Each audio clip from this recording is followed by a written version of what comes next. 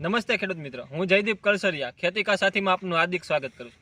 આપણે વાત કરવાની છે મગફળીમાં પડતા પીળા પ્રશ્નને લઈ। વરસાદ ખૂબ પડી રહ્યા છે, ખેડૂત મિત્રોને મોટો પ્રશ્ન છે કે આપની મગફળી પીળી પડે છે તો તે શેના કારણે પીળી પડે છે, તેમાં શું લોહ તત્વ ઘટે છે અને શું એમાં ઉપાય કરીએ તો આપણી મગફળી પીળી પડતી બંધ થઈ જાય। તો સૌપ્રથમ વાત કરીએ કે ઘણી મગફળીમાં ફેરસ ઘટતું હોય, ઘણી મગફળીમાં મેગ્નેશિયમ ઘણું ઘટતું હોય અથવા તો ઘણી મગફળીમાં સલ્ફર ઘટતું હોય।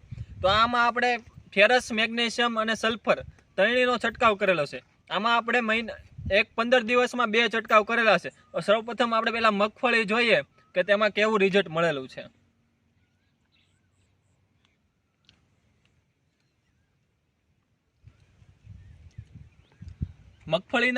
મગફળીના આગળના ફોટા પણ હું તમને આ વિડીયોમાં મૂકી અને તમને દર્શાવી।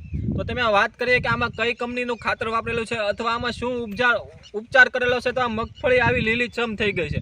દાખલા તરીકે પહેલાં તો મગફળી આ પીળી, દાખલા તરીકે આ બધી મગફળી પીળી હતી, તો આમાં 2 છંટકાવ મારેલા છે, ફેરસ, મેગ્નેશિયમ, સલ્ફર, જેમાં ફેરસ 12% આવે છે, મેગ્નેશિયમ 4% આવે છે અને સલ્ફર 12% આવે છે। તો તેના 2 છંટકાવ મારવાથી આપણી મગફળીમાં અત્યારમાં સારા રિઝલ્ટ મળેલા છે। તો તમને પણ હું કહીશ કે તમે સારી કંપનીનું ફેરસ, મેગ્નેશિયમ, સલ્ફર વાપરો। દાખલા તરીકે લિટમસ કંપનીનું FMS નામથી આવે છે।